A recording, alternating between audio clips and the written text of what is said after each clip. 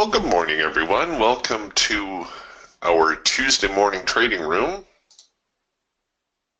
Hang on here a moment. We'll get the screen share going on, and we'll be up and running.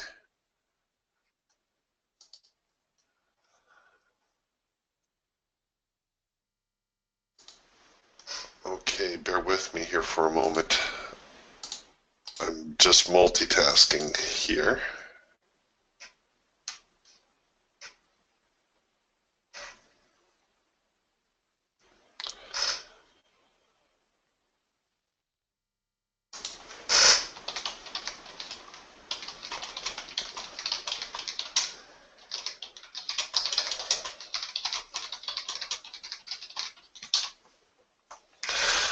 Okay.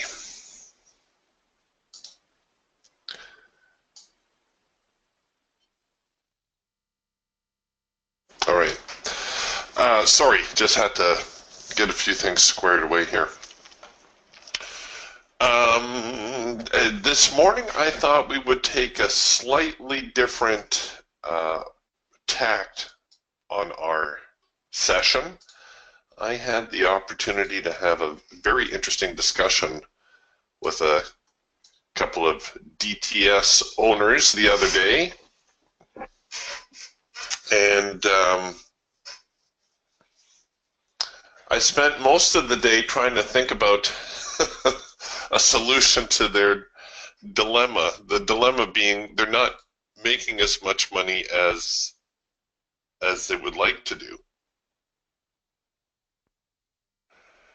And I thought maybe this morning, seeing how the markets have been a little bit dull of late, although it looks like the NQ might be putting in a little bit of a rally here right now,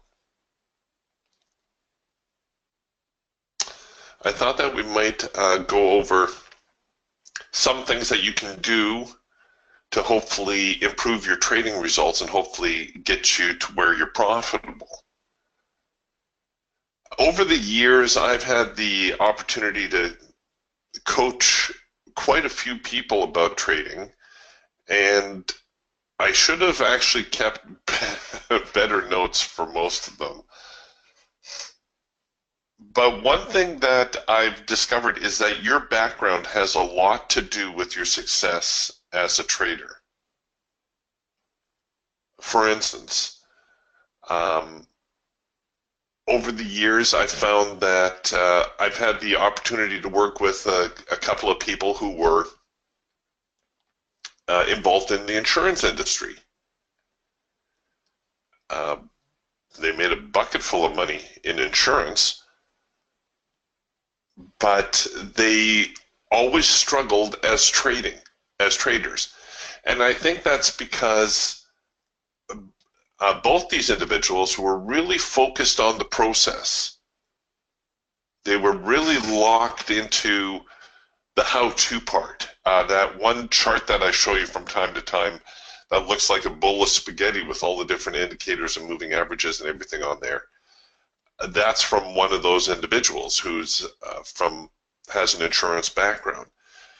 They're always focusing on the risk side. They're always focusing on the downside and how they can, not just that they're aware of the downside, but how can they cheat the downside, for lack maybe of a better expression.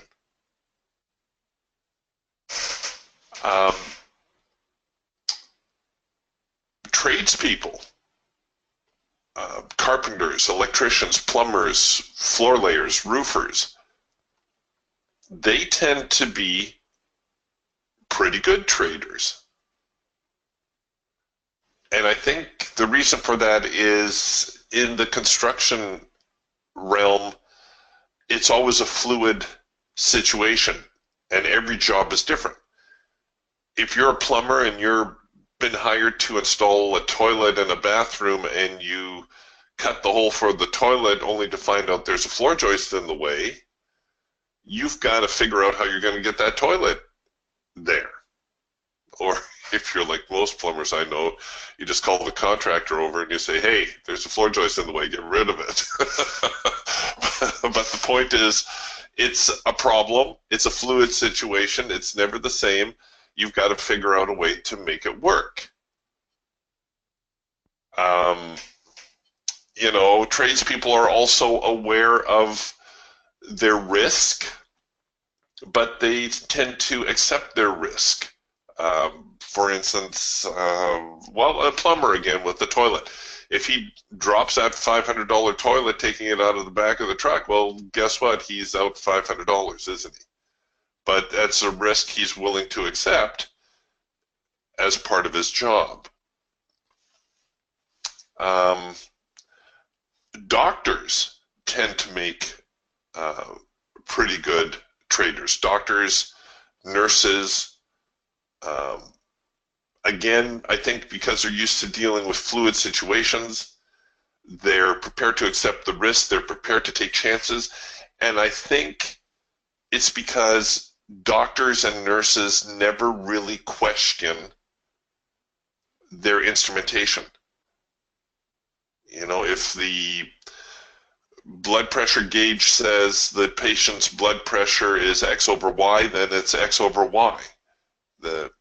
Except on the television medical dramas, the doctor never questions what the instruments are telling him or her.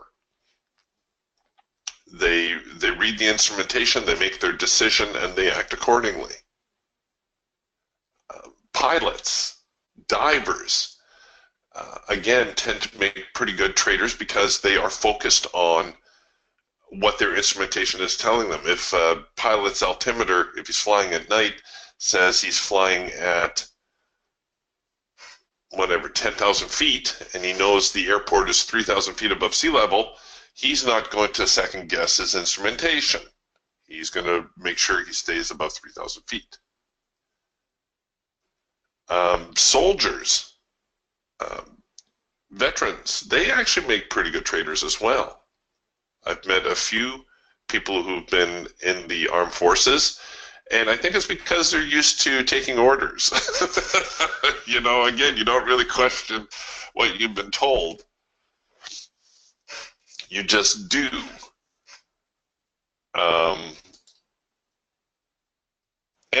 Again, it's a fluid situation.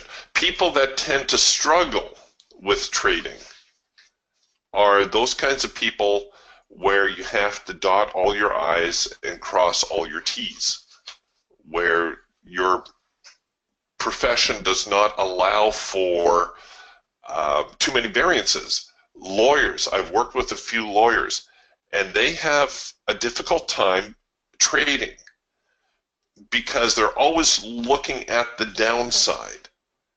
They have a hard time seeing the upside for some reason. Lawyers are always focused on the downside. I suppose that's the same as the insurance people. They're always focusing on the downside.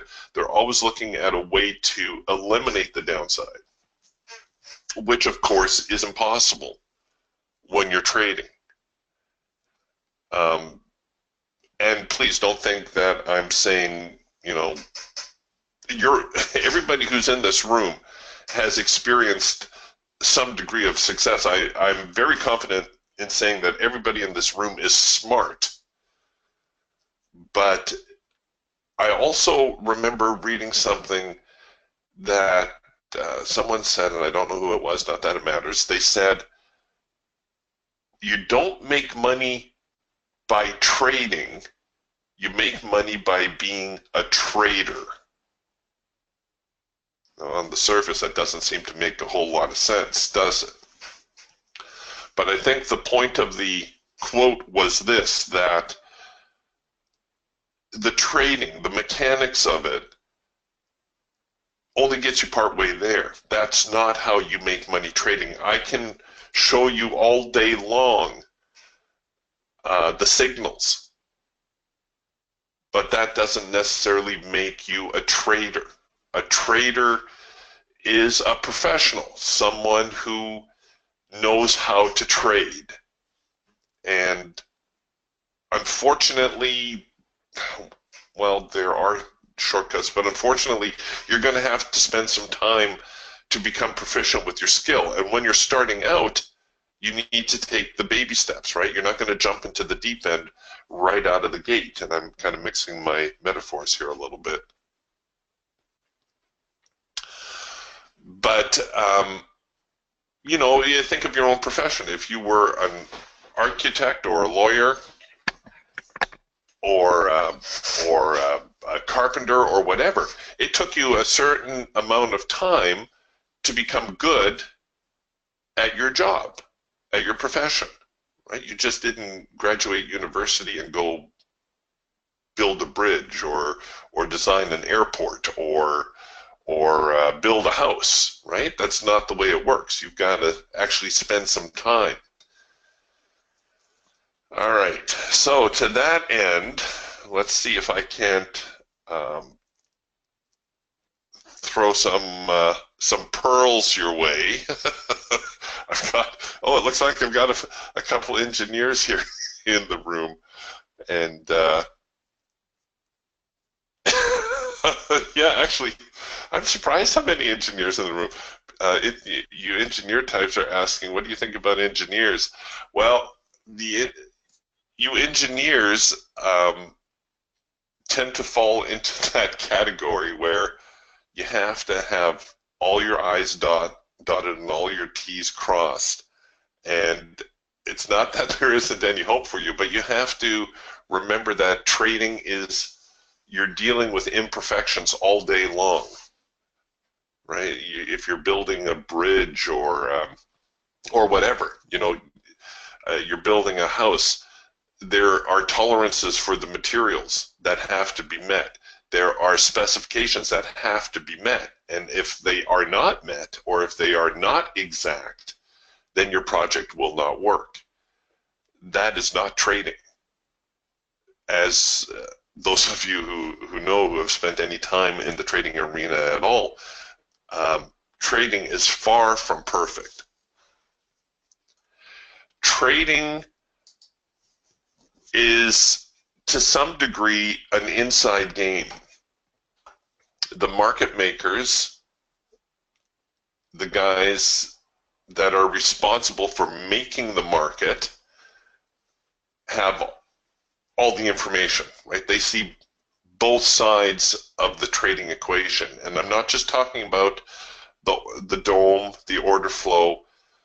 They know their market inside out. And this will make more sense if we talk about a specific stock versus a stock index like the NASDAQ, even though the NASDAQ has market makers as well. But if you're looking at a specific stock, ABC company, there is a market maker assigned to that stock. If nobody is buying ABC company and somebody wants to sell it, the market maker has to step up and sell it to that individual. Likewise, if nobody is selling ABC company and somebody wants to buy it, the market maker has to take the other side of that trade.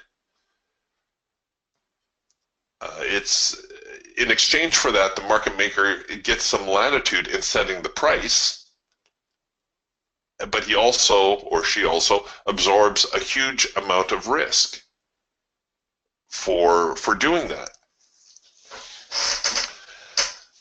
As a result, the market makers kind of have, let's call it what it is. It's a little bit of an unfair advantage. They're there to make sure the market remains fluid, that the market remains active, but they also get really compensated for their efforts.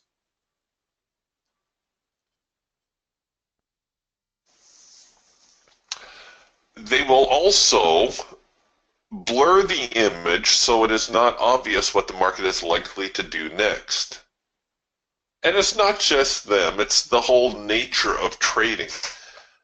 For those of you that think, the market is out to get you, well, there's might be a certain amount of truth to that, in that the market does conceal its true intention. And that's what makes trading so darn difficult. Here we are with the daily NASDAQ chart again. The market only has one of two conditions. The market can either be trending or it can be non-trending. When a market is even when a market is trending, it is not always obvious. You know, the market was trending here, and all of a sudden it starts to break down. And look at what happens when it gets below here. Look at how it encouraged sellers. Look at this day right here. This is just a full-on crazy bear day. And then the buyers try to fight it back, which of course you assume they would, and then followed by another full-on bearish session, only to see the market continue higher again. So obviously the uptrend was not over, even though the market had convinced many people that it was. And like I said, when I use terms like this, I'm not sitting here in my tinfoil hat doing my conspiracy theory bit, but this is the way that trading is. See, the market breaks down below the trend line again, attracts some selling, waffles a little bit, attracts a lot of selling. All right, so now traders are thinking, okay, we're in a bear market. The buyers rally it up, tops out, look what happens the next time. You get your full-on selling, only to watch the market bottom out again and continue the uptrend. So the market does conceal its intentions.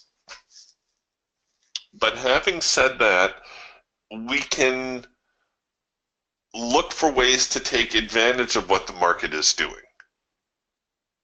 So even though we may not have all the information the market makers have, even though we may be at a slight disadvantage, we do have the advantage in that we can wait and we can take maybe a bigger overview of what's going on.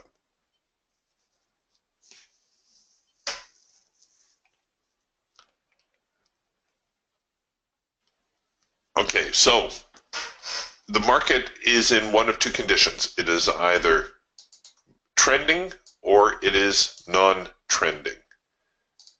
And it will fluctuate from one phase to the next.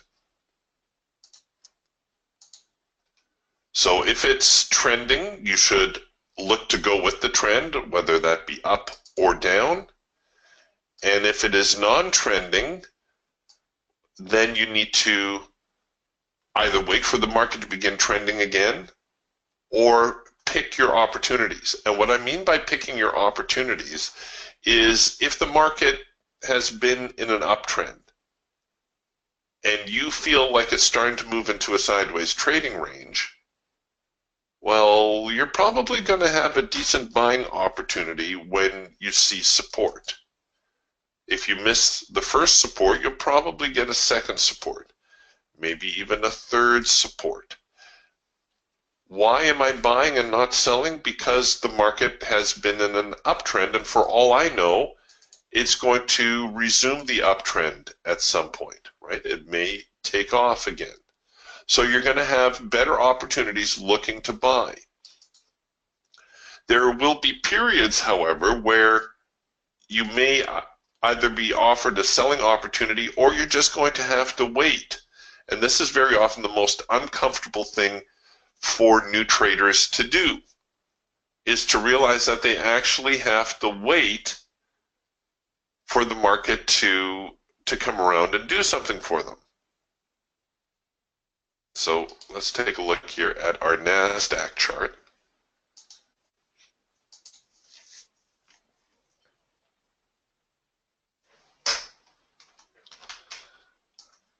Okay, so we have a market that seems to be in an uptrend.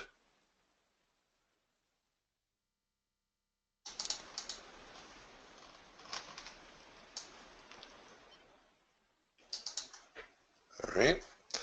We've kind of broken out of this uptrend, this little channel that we've had,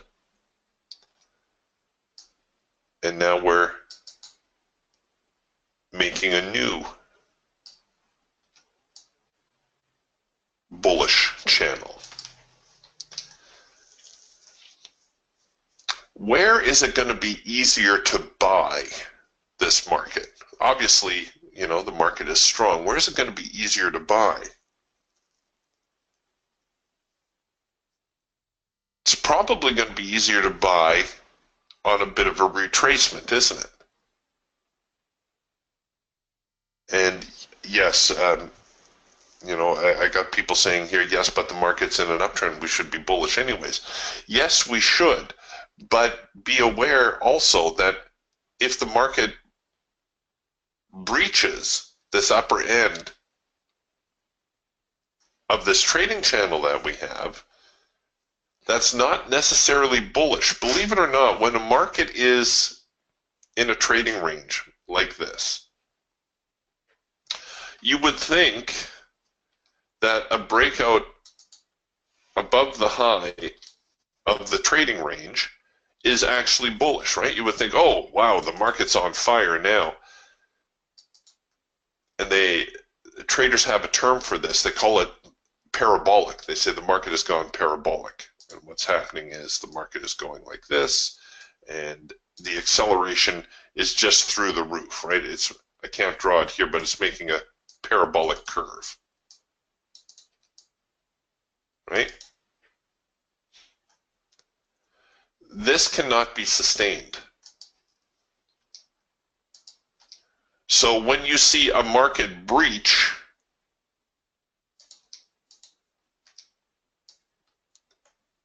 like this, it's actually not bullish, it's actually more bearish.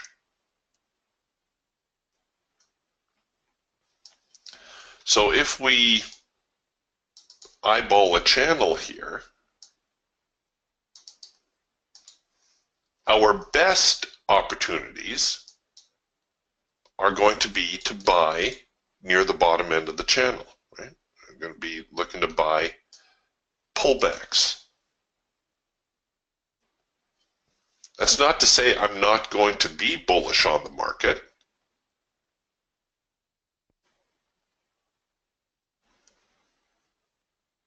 I definitely will be bullish, but a cautious bull, because I'm looking for that move that's going to overextend the market. It's going to push us over the edge, and then the sellers are just going to knock the market back down. Now, these things can take time to develop. I'm looking at a daily chart here, but the same thing will happen on a weekly. It'll work on an hourly. It'll work on your mean Renko bars. The same thing goes on all the time. So if you want to improve your odds as a trader, you have to pick your moments, I guess is what I'm saying.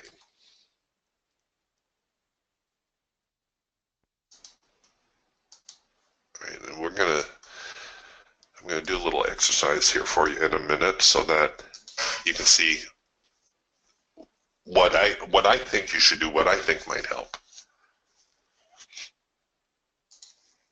Okay, let's say you've got the Raptor here.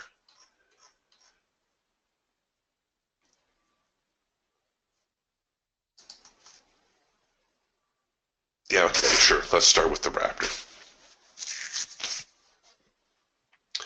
You need to gain some confidence in your signals themselves. You need to be able to trust your tools, just like a pilot trusts the instrumentation on his aircraft, or a diver trusts the instrumentation on his oxygen tank. You need to learn to trust your instrumentation on your tools. The best way for you to do that is simply to take 15 or 20 minutes and roll back your chart, just stop randomly somewhere, and now pick a signal, it doesn't matter which one, and just see how that particular signal plays out. Now you can do all three signals at the same time, but it'll be easier if you just select one and go with that. So let's say we're going to start with the number one signal, and because we're on a time schedule here, I'm going to cheat a little bit, and I'm going to roll back to this one. Okay, so you've got your number one buy signal. What you need to do now is you need to decide, okay, is this a signal I would take? And if the answer is yes, how would you set up your trade? And did the trade hit the profit objective? Yes. Okay, so there's trade number one. We're off and running. So now we're going to scroll ahead and we're going to look for the next number one signal.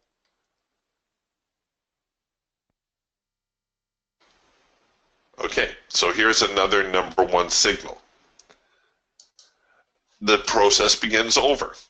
And ideally what you would do is you would advance bar by bar so that you don't get too much information. So here's the next number one signal. Is this a trade you would take? All right, well, let's say it is. It's a number one signal. Let's say we're going to take the trade. Where am I going to risk the trade? I'm going to risk it right here. Okay, let's play it forward. Let's see how it works out. Oh, darn it. Shoot, sorry.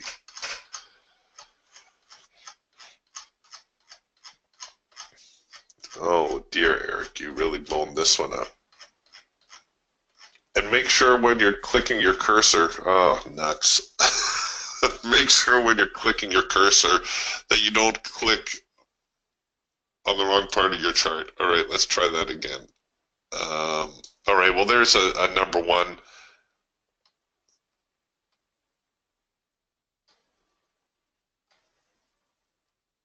Come on, where are you? There you are. Okay, so there's the next number one signal, and we would do it like this, and now we would carefully click our chart forward. And when these kinds of things would happen, now you have to decide, okay, what am I going to do with the trade? Am I going to start rolling my stops? Am I just going to let it play out? Okay, good. We hit another profitable trade. So this is trade number two. Make a little note that it was a good idea not to roll stops too quickly, right? Had we rolled stops too quickly, we would have got tagged at break even. Okay, so that's trade number two. Let's go find another number one signal. Oh, I think this might have been it right here. Okay, are we going to take the trade? All right, let's decide we're going to take the trade. This is how we're going to set it up.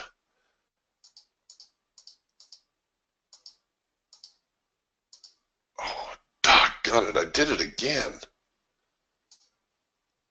Why can I not keep that mouse where it's supposed to be?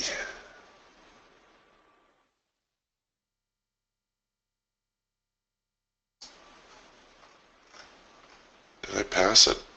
No.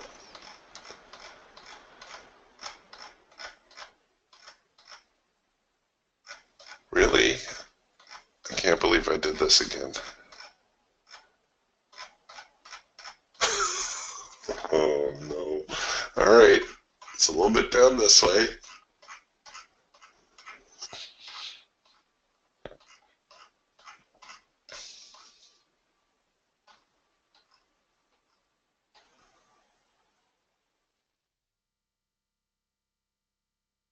Oh yeah, okay, this is it here. Okay, I'll try not to mess it up this time. Okay, so now the market starts advancing in our favor. We have to make a decision again, right? Are we going to roll the stops? Are we going to hold the stops? What are we going to do?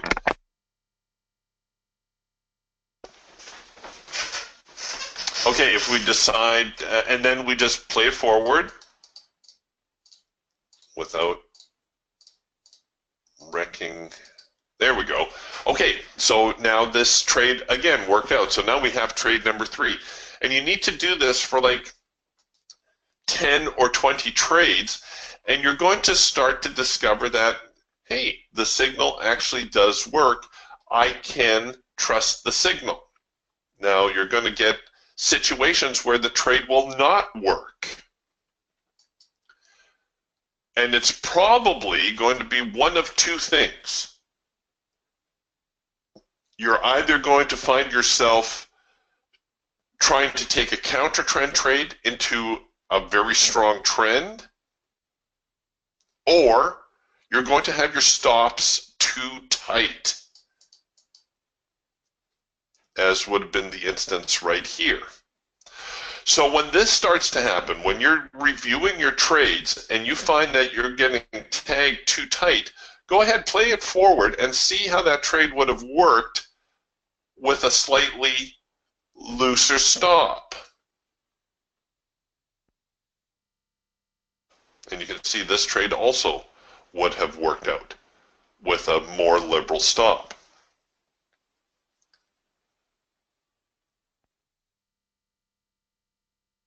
Now, people, I've said this before, but the thing about trading is it's a very personal business.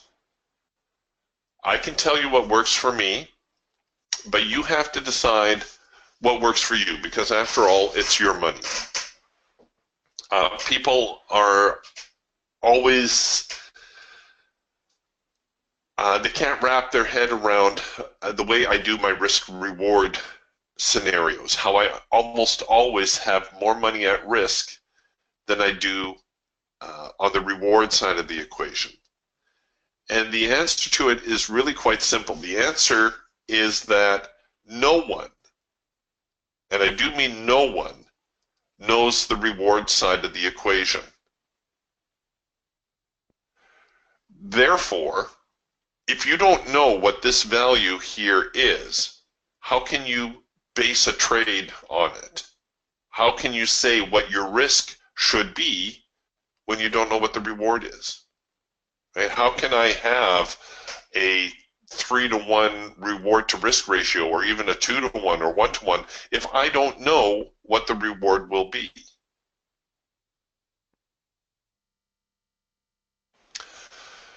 On paper, it makes perfect sense. On paper, if you take 10 trades, half are winners, half are losers. And on the half that you win, you make twice as much as you lose, and you lock in your losers at, say, $250 or $300 or whatever. Of course you're going to make money. You're going to make a lot of money. You're going to make $500 on your winners, and you're going to only lose $250 on your losers. So you're going to, half the time, you're going to make $250 a trade, right? That's not trading. That's math. And while it helps to be good at math as a trader, it's not trading. All right, let's take one more example here, and then I'm going to move to the DTS charts, because I've had requests to look at more DTS stuff. Okay, so here's another scenario. This might be a good one to take a look at. We know this is going to be another number one signal. Let's say we set up the trade this way. Okay, and the market, oh, it does go down, hit the profit target. I thought we were going to reverse. But when you hit those times that the trade does not work out, you need to ask yourself, why did this trade not work out? Now, you can do the exact same thing with the DTS system. So let's pick the Raptor, or the Hawk here, and we're going to focus on first micro macro cross signals. We're just going to pick one of the many signals we have, and we're going to focus on the first micro macro cross. And you can convince yourself, you can show yourself that the signal actually does work. Okay, so here's the first micro macro cross. That obviously hit its profit objective. Wow, that was a pretty big move. So let's go find the next first micro macro cross. That's this one right here. And let's set up the trade how we would. Let's say the trade's like this. Okay, so now the market is pivoting. Are we going to roll our stops? Are we going to hold our stops? Okay, the market comes down, pivots again. Are we going to hold our stops? Are we going to roll our stops? When in doubt, I always recommend going 2 swings back. So this would be swing 1, this would be swing 2. When the trade first started, this was swing 1, this was swing 2. Did the trade work out? Yes, it did. Okay, so another first micro macro cross.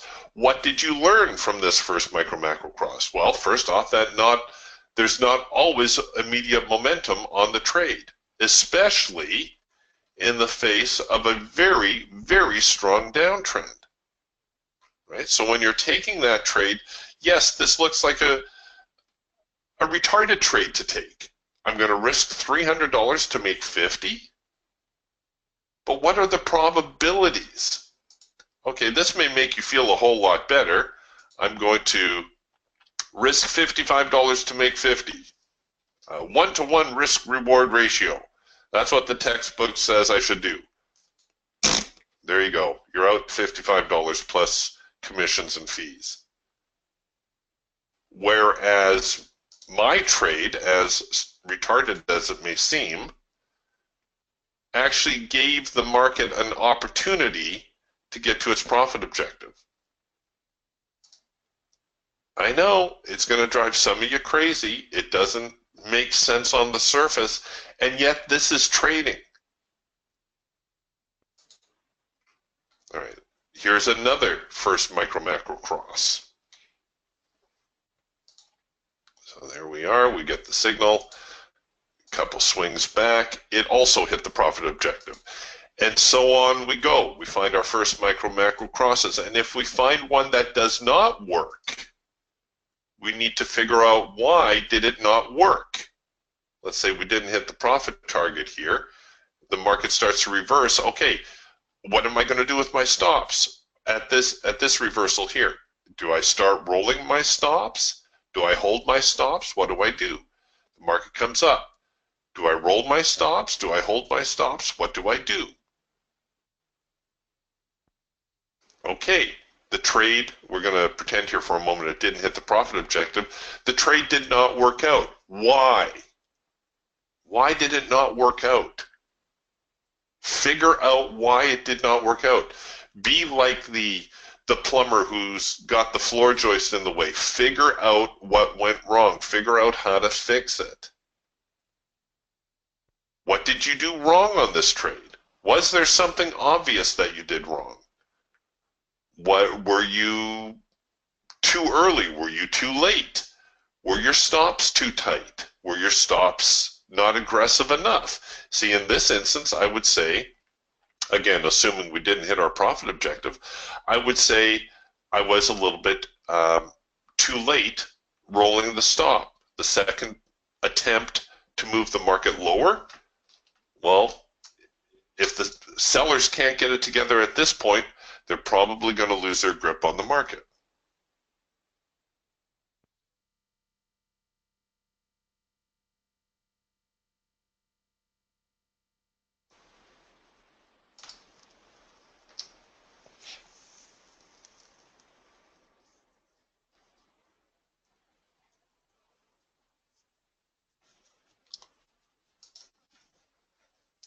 If you do that, if you go through your charts that way, you will hopefully do a couple of things for yourself. You will gain some confidence in the tools, and these are tools. You know, it's like a scalpel or a chainsaw or a hammer or whatever tool metaphor best suits you.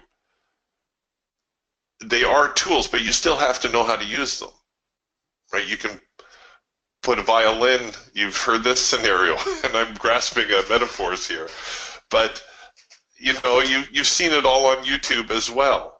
The concert violinist who walks down the street past a busker, takes the violin and plays this beautiful piece of music, and then continues on his way, right? In the hands of a talented individual, it makes that much more difference. Now, I'm not saying that I'm the talented individual here, although I know that's probably how it sounded. But what I'm trying to say is that these tools, you have to learn how to use them, right? They are tools. And we designed the tools to help you along the best that we can, but you still have to become proficient with them.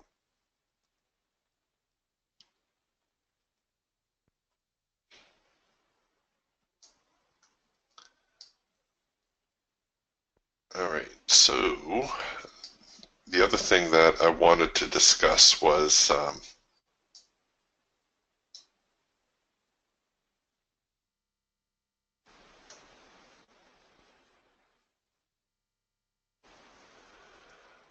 the whole concept of risk-reward ratios. Professional traders use risk-reward, but we tend to do it in hindsight. And by that I mean, and maybe the daily chart will show this a little better. What did I do with you?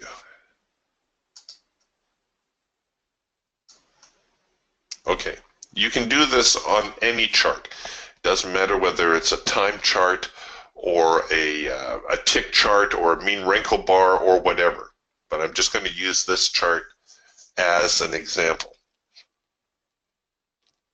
Okay, so traders are always looking at risk reward, and you've all heard the stuff about, oh, well, I need to get 3 times as much reward out of my trade versus the risk, right? Well, here's the problem that most traders make when they're, sorry, I'm going to have to shrink this up.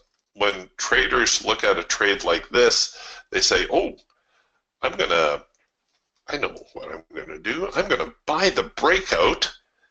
So I'm going to buy above here, and I'm going to put my stop loss right there.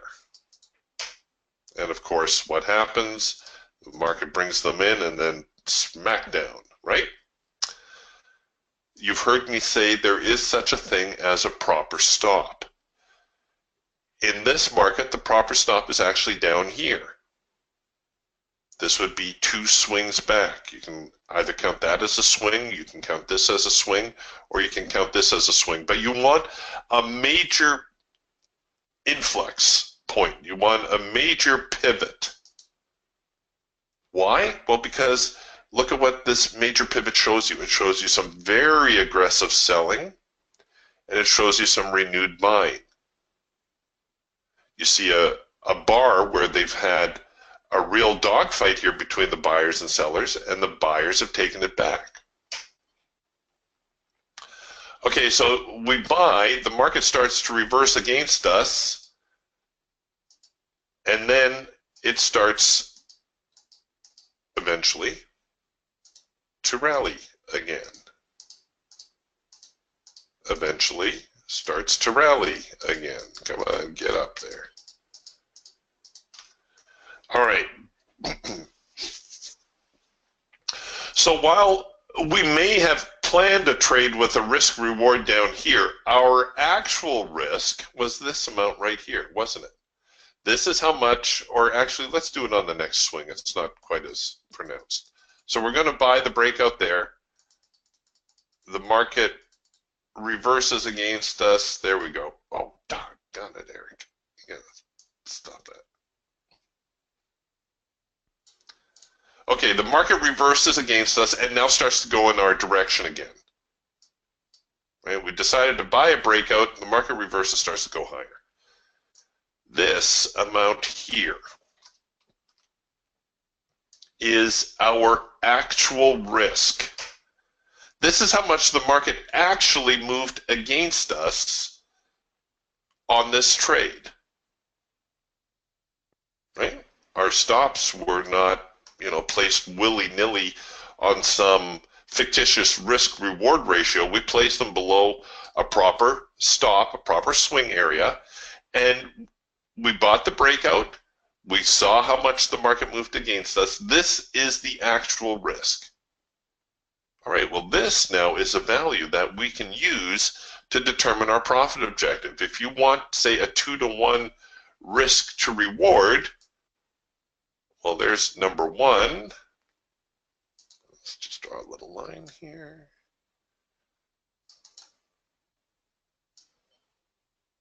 This will be number 2. That's 2-to-1. And let's go one more. And this will be 3-to-1.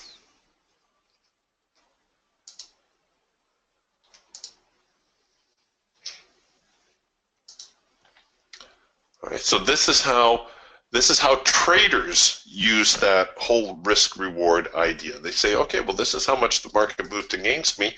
I'm going to look to recover twice that amount as a profit objective. All right, so I guess I can make this bigger now.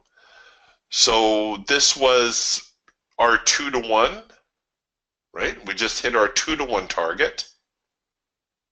Oh, and we're almost to our 3-to-1 target. How much you want to bet the market will reverse as it gets closer to 63.50, if it gets to 63.50?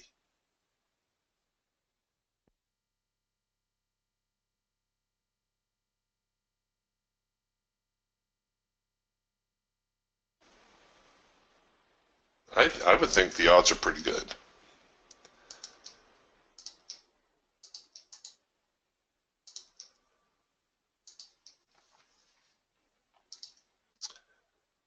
All right, hold on a second here. We got a few questions.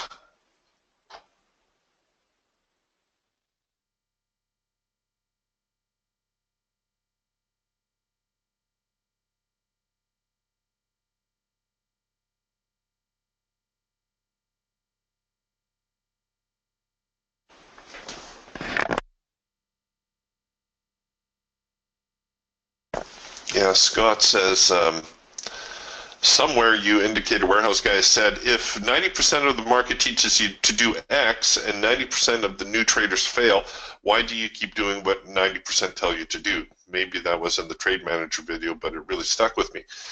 Yeah, I think that was in the video. In the presentation, we did 3 things that you can do right now to improve your trading.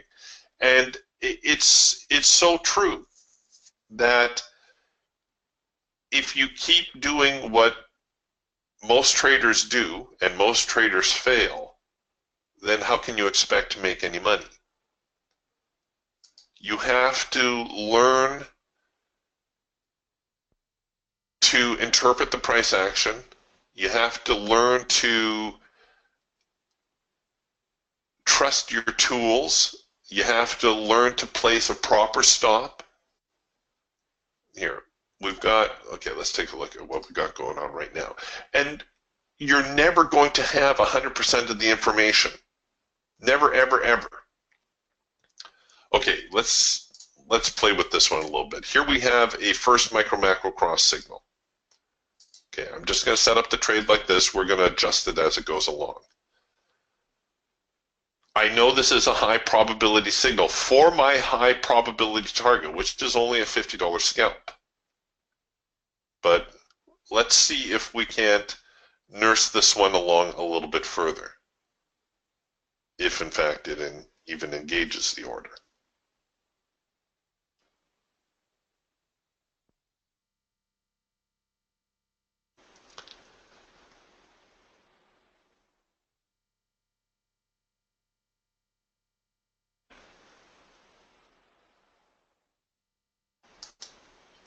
Come on.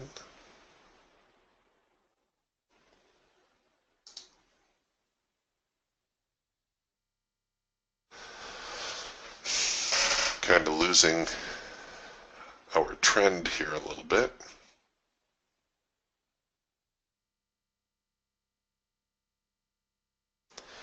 And to be fair, folks, the market has been very dull lately. All right, let me get rid of this here for a moment. Okay, so we've got a first micro-macro cross. We know the high probability profit target is here at the high.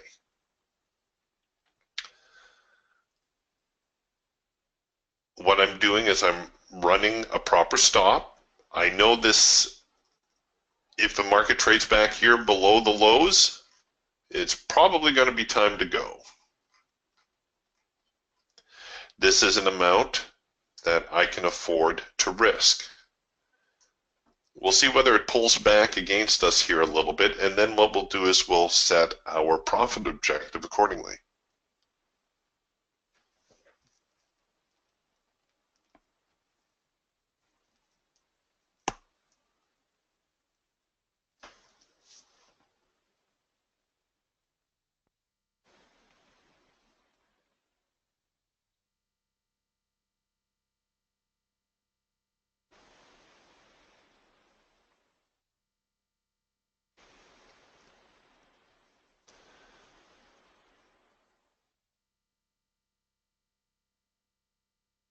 Come on, a little bit higher. We'll get our first profit target, or what would have been our profit target?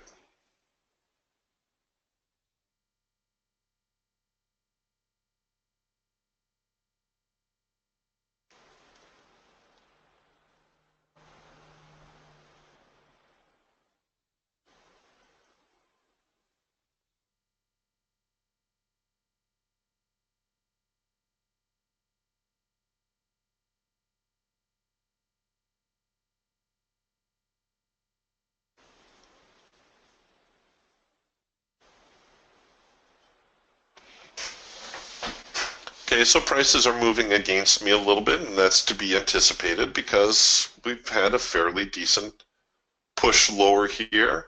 Looks like a little bit of a rally out of the open, a weak rally, a decent move lower. Now we're looking to see if the buyers can recover.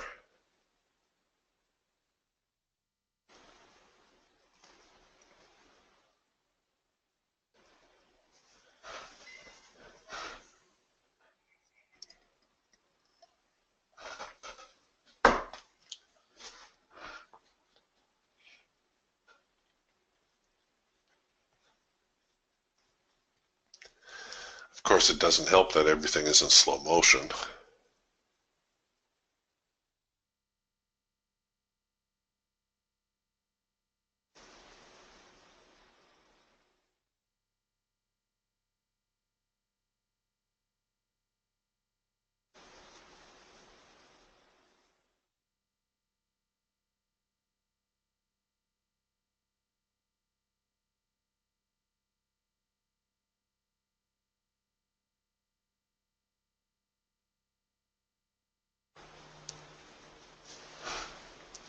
All right, so if we start to rally from here, I'm just going to start speculating because there's not much else going on. I'm going to say that's my risk exposure. So there would be my 1-to-1, there would be my 2-to-1, there would be my 3-to-1. Hey, that's actually not a bad guess. Maybe bring it down a little bit. No point in being greedy.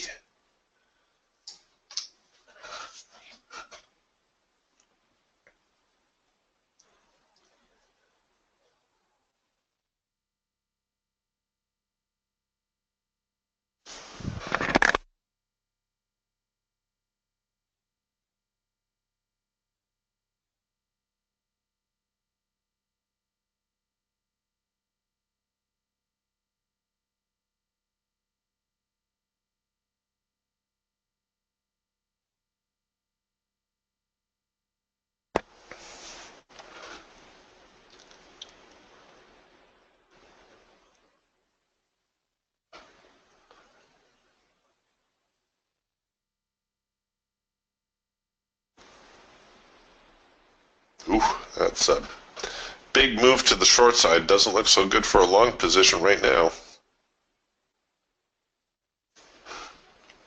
Okay, last chance for the buyers, right? We'll see whether or not they can get it together at this point.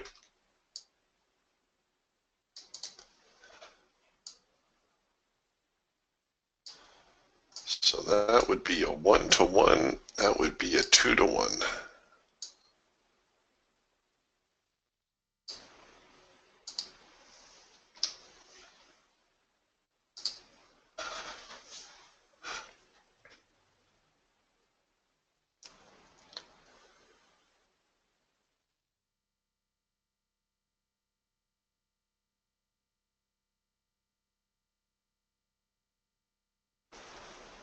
Yeah, getting a first macro cross. Well, not quite. Almost a completed first macro cross to the short side.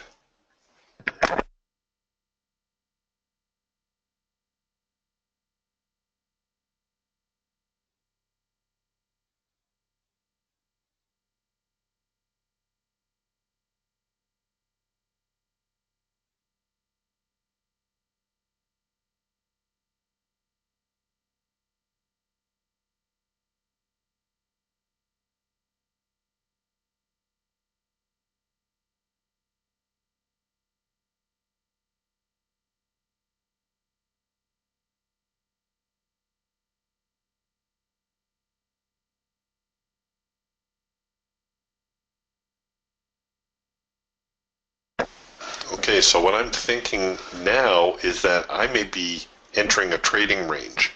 I may have ended up buying near the top end of the trading range. And if this is a trading range, then we're going to see active buying up here. We're going to see active selling over here.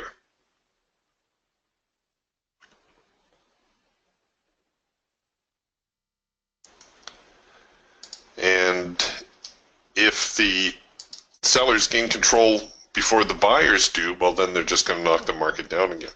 So I could start to roll my stops up here to this point, but for the sake of a couple of points, I'll probably just leave the stops where they are.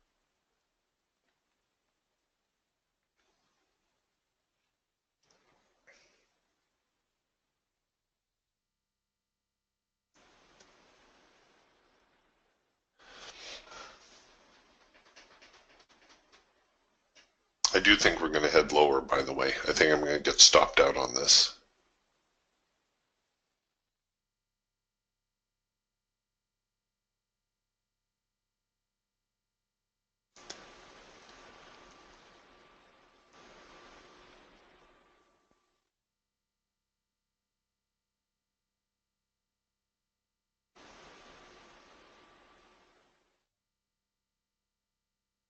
It's just the way the markets are. They're so dull right now. Can't get any follow through.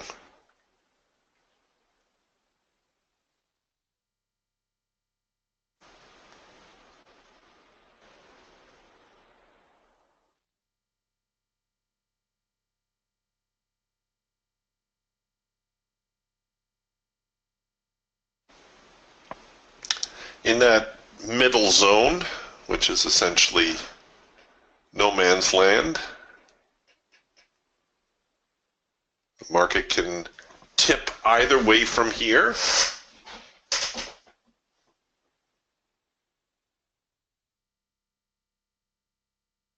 And if it swings lower, well, then I'm almost sure the market's going to run my stops. So I could be a little bit more aggressive with my stops at this point. Like I said, I could certainly bring them here below 63.08. If I wanted to be really aggressive, I could bring them here, but I'm looking for one more push from the buyers. If I get one more swing up, who knows? We might even have a chance.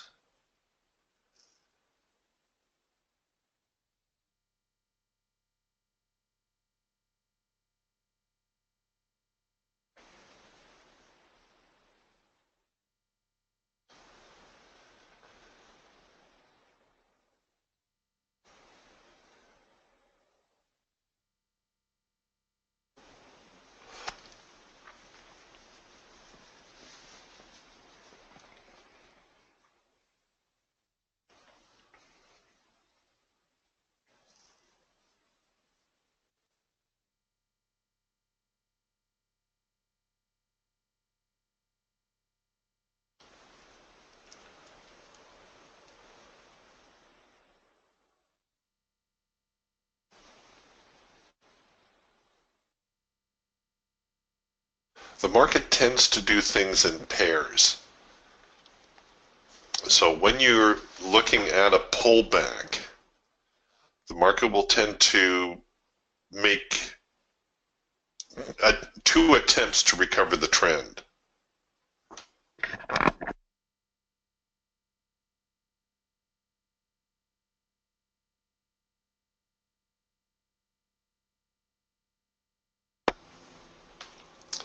So we bought here, we're in a pullback. This is attempt number one to recover the trend. This now is attempt number two to recover the trend. And the same thing happens in reverse. Right? When the market is in a pullback, here is attempt number one to recover the trend. Here's attempt number two to recover the downtrend. This time it actually took 3 attempts to move the market lower.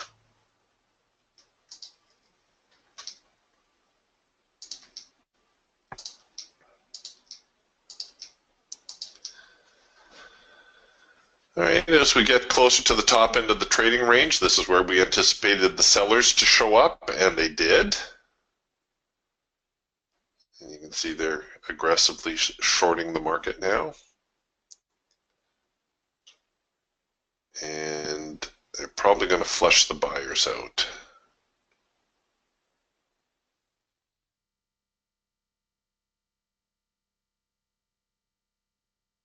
See, they're going to try to just wiggle below this low.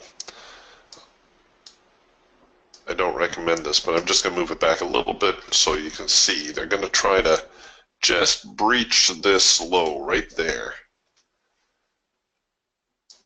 And then there'll be some more buying come in.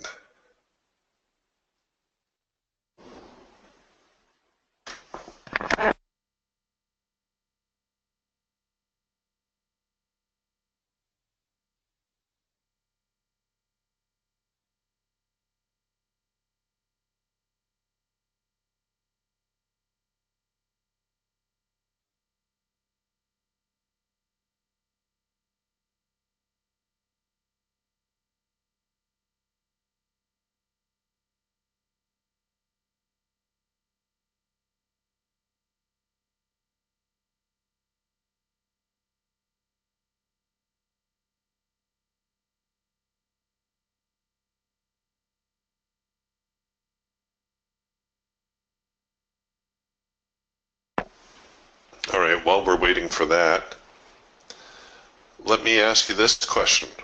What was wrong with this first micro-macro cross signal? What could I have done or should have done differently on this trade? Why did the signal not work out?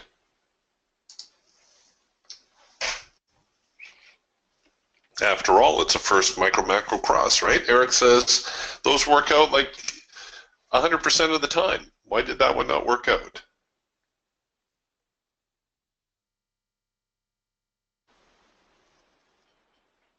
Anybody want to take a stab at it? I will give you my input, but I'm just curious. Maybe you guys are going to see something I don't see.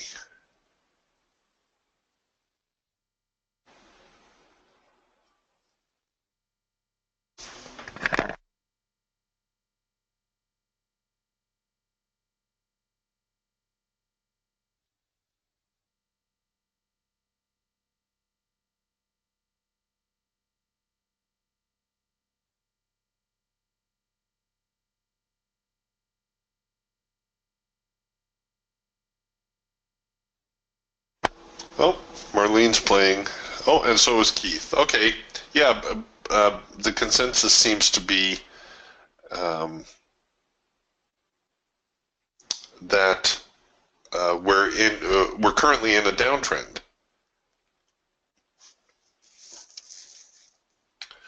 And I would concur with that. I would think when I saw this first micro-macro cross here, I would be wondering, is this a new trend, or is it just turning into a great big bear flag? Now, that doesn't mean that the first micro-macro cross is not worth trying. However, rather than going in heavy, you may choose to reduce the risk amount, maybe just take a single contract. That way, if the trade doesn't work out, okay, well, fine. You've lost $200. It's not going to cripple, hopefully, it's not going to cripple your account. At this point here, where I suspected we were in a sideways trading range, I could have managed my trade more aggressively as well. Right? So, whereas I was in initially like this, I could have certainly reduced my my risk and got stopped out a little bit earlier. But that's trading. Like I said, the market can only be in one of two conditions. It can either be trending, in which case you need to decide which way the market is trending, or it can be moving sideways. And if you're looking at a chart and you can't tell, it's probably moving sideways.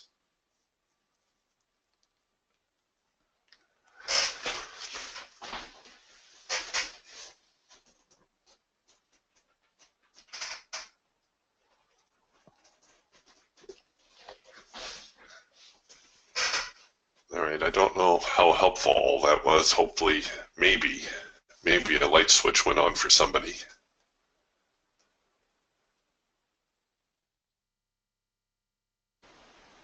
Like right now, I think we're in a bit of a sideways drift. So now that we've tested the lower end of the trading range, probably see a little bit of a rally up.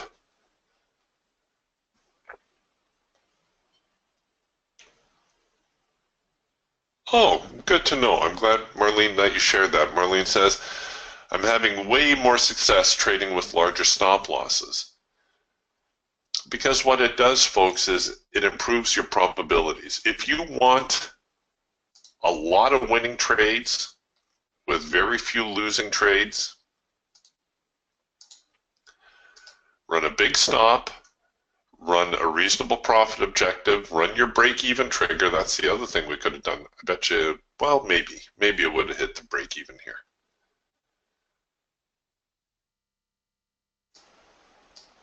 You will dramatically improve the accuracy of your trading, and hopefully by doing so you will also improve your profit.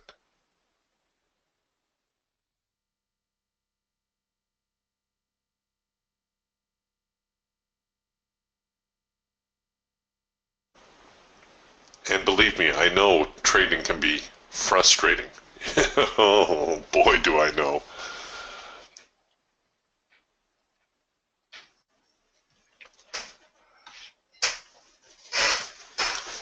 But trading can also not be figured out.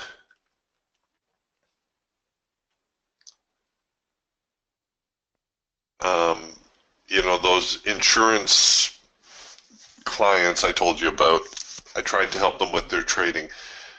It's funny, I don't know why it seems to be with people from that particular industry, but they both went down the rabbit hole of tweaking their indicators. They were just obsessed with finding the right set of indicators, the right settings for their indicators so that they could beat the market. You can't beat the market.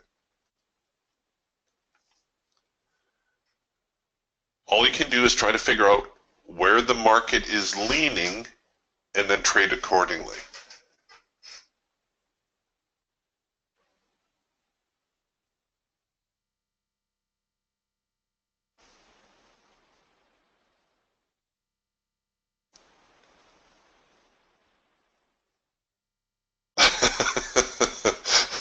Marlene says, you didn't tell us how salespeople do in trading.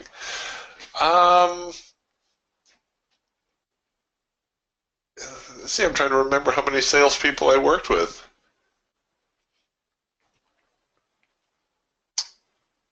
One fellow who was in sales, he was a big-time gambler. Oh my goodness, I think we spent as much time talking about trading craps as, or playing craps as we did about trading.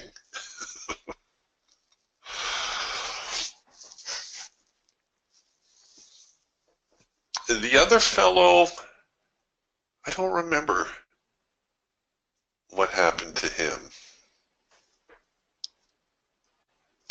I do know that women tend to make better traders than men, and yet, for some reason, trading does not appeal to a lot of women.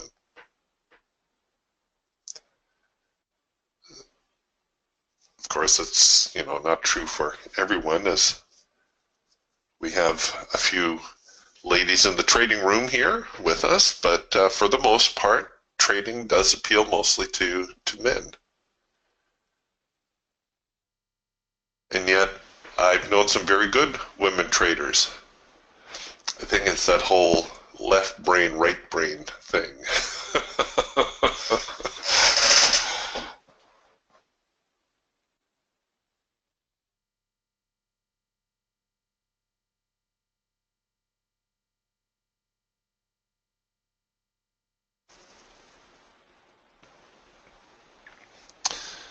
All right. Well, here we go now with the buyers. So if we're looking at this and we think, I think this market's in a sideways trading range today. I wonder if it's going to try to test the top end of the trading range. Well, this is where the buying is going to occur, right?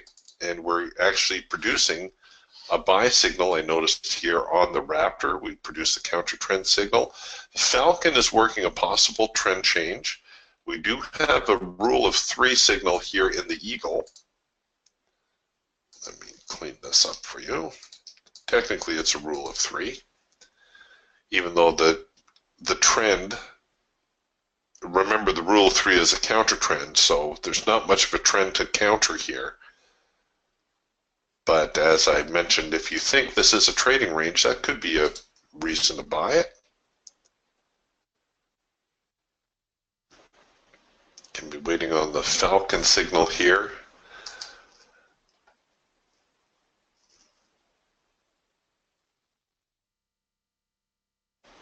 Patience is the one thing, of course, that cannot be taught. And the fear of missing out, you got to get over that, because that will lead you into a lot of bad trades.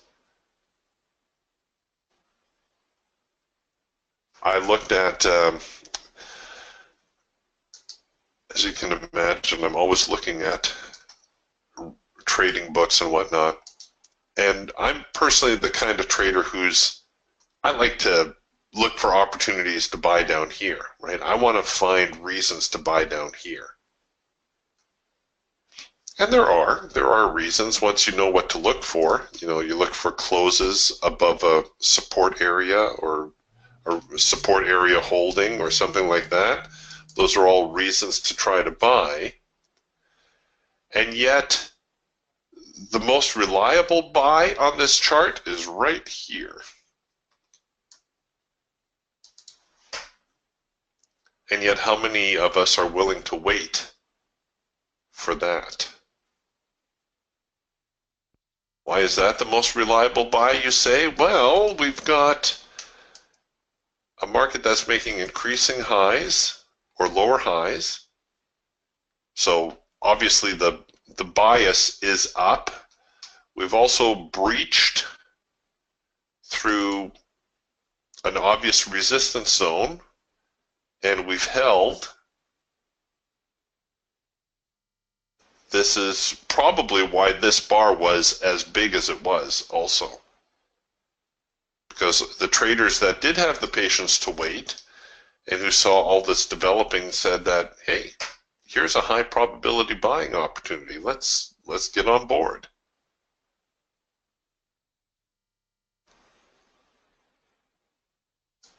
But so many of us are anxious, right? So we start looking at, oh, hey, let's buy it right here, and this is a big bar, let's buy it here. Oh, the market must be rallying, let's buy it here. Oh, it's made a breakout, let's buy it here. And depending, of course, where our stops were, some of these trades would have worked out, some of them not so much. But if we had waited, oh, the big W, waiting for that right opportunity, we could have put, instead of taking 3 or 4 trades, we could have put 3 or 4 contracts on that one position, that one high probability setup. And yes, I know it's easier trading in hindsight, but sometimes that's the best way to see these things.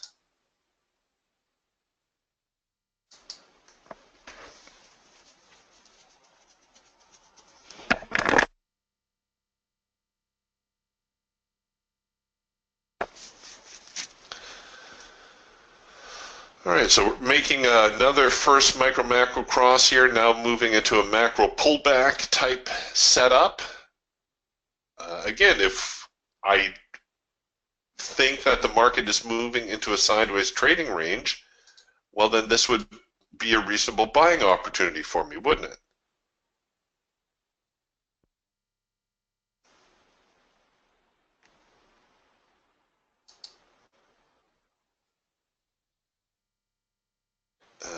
Getting a pullback here on the Falcon, so if the Falcon turns around, it will also offer me a buy.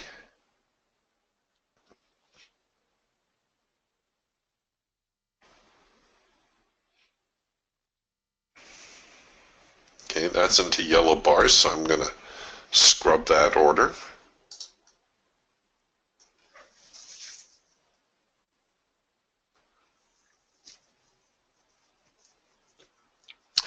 Yeah, Rod's asking, would it be better to wait for a retest of the low? Well, I think the lower it gets, Rod, the more likely it is that the buyers are going to get interested. Now, at this point, it's too tough to say, am I moving sideways, or is this simply a pause as the market continues lower? Right? Is the trend going to be down and this is nothing more than a little bit of a break in the action, or am I going to see a sideways trading range? And you have to make a decision, right? There's no right answer here. I'm going to assume that the market is moving into a sideways range. Okay, I'm getting a red bar buy. We're here near the low. I can take a relatively low risk entry. And again, because the market's moving sideways, I probably would not go in for the full amount here. Okay, so my warning dots and signal have disappeared. So now I'm going to scrub the trade and just wait for something else to develop.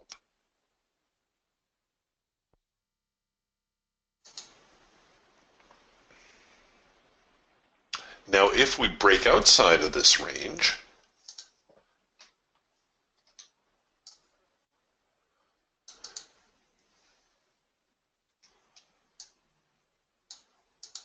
if we break out of here now, and we get that little bit of a retest and a recommitment to the short side, then I can be a little bit more confident about selling again.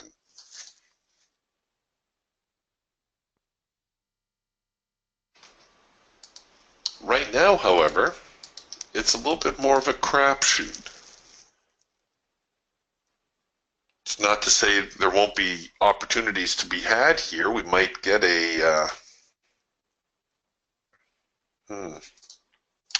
well, the Raptor's probably going to give us a counter trend signal. We've got an early, working a possible double dot here, a double dot buy in the Falcon. But if you're looking for a good opportunity, it's probably best just to wait a little bit longer until you see which way the market's leaning.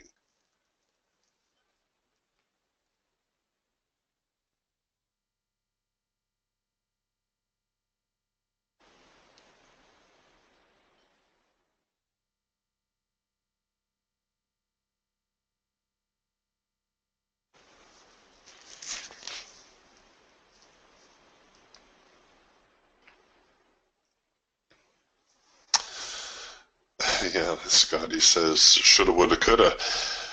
Should have held the NQ for a few more ticks. And yeah, you can see here from that first micro macro cross, had I gone with a deeper stop still,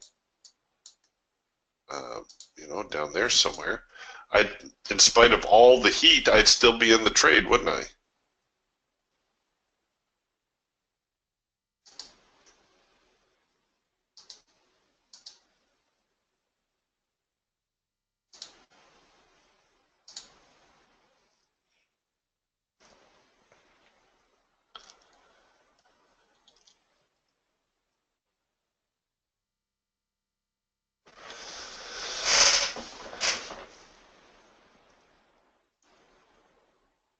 It's been a relatively dull morning so far, though. Not a lot of opportunities today. And unfortunately, that does seem to be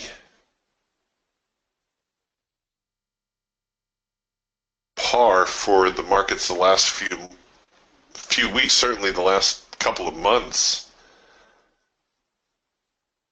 We've only seen a few days where trading has been relatively active.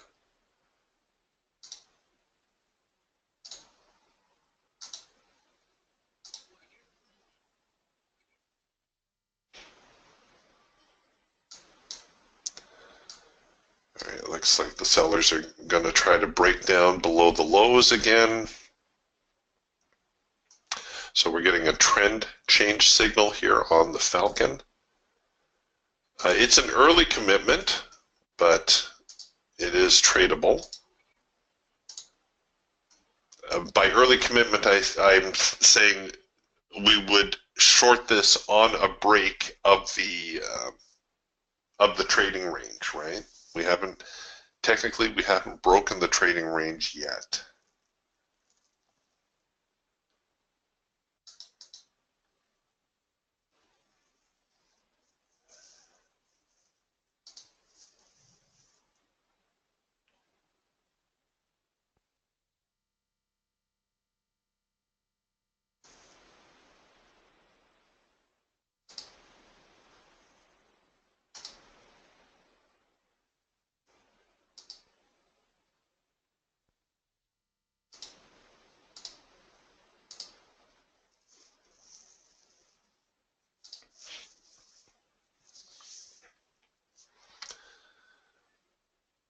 Okay, coming back with perhaps another confirmation of the trend change signal.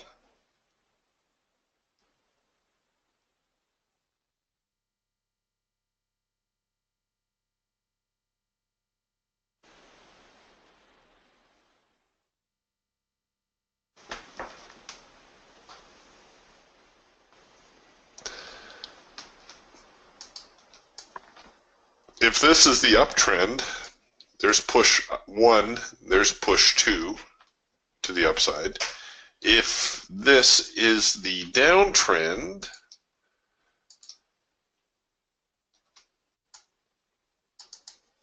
this is push 1, this will be push number 2. Remember how I said the market likes to do things in pairs.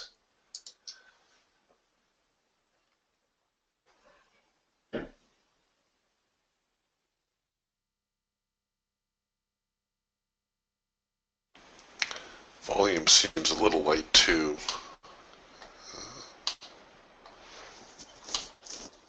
Not bad.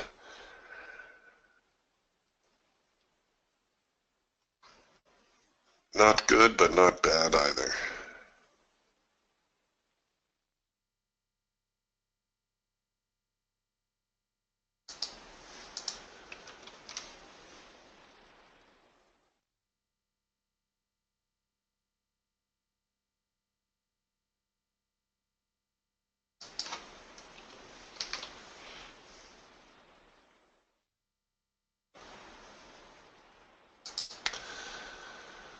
All right, gang, doesn't look like they're going to play, so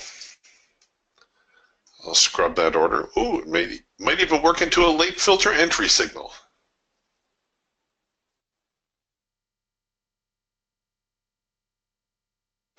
Oh, and there it is too. All right, here we'll just pop into that and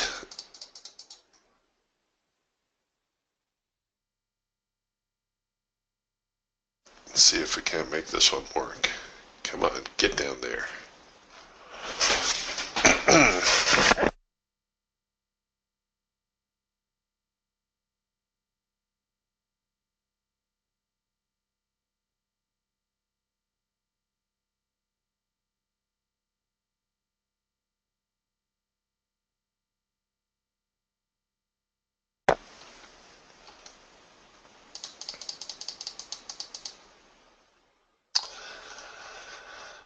Scott writes, as a new user, I see sometime the indicator warehouse system is indicating just right along with the market so I can see it, place my trade, let it get picked up, and boom, good, a win. Other times the market moves quicker and the indicators go off, but my eyes are not fast enough yet to confirm it, and make a trade. So I miss what the system shows as another possible trade. I just have to understand that it's training my eyes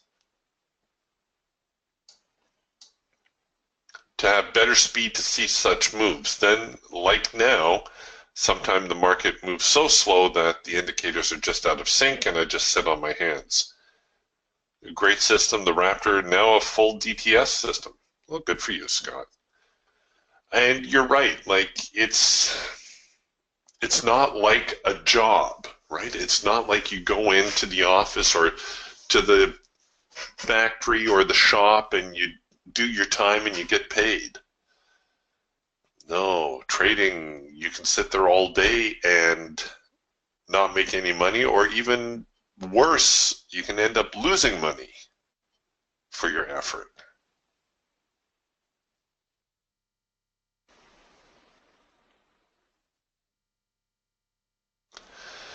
Well, we had a quickie break through the south end of the channel, or the trading range, but it didn't take so far. Proper stops for this trade belong up here above that swing right there. But it's going to take a little bit of nursing to make this one work out as well. I would look for a recommitment here to the short side as an excuse to bring the stops down a little bit. And hopefully with just a little bit of downward momentum, we may actually see the sellers push on through this sideways range. But so long as the market stays within this range, any trade that you take inside this range is going to be a lower probability trade. All right, just be aware of that. Once the market does confirm a breakout, then you'll have better luck staying on the right side of the market. And, you know, that's just how it goes sometimes. You run into these types of days. All right, sports fans, I will see you again tomorrow. Hopefully the market will start to loosen up a little bit and we'll get some decent trading activity. But do be careful. It is a very tricky market to trade today. We'll talk to you soon. Bye for now.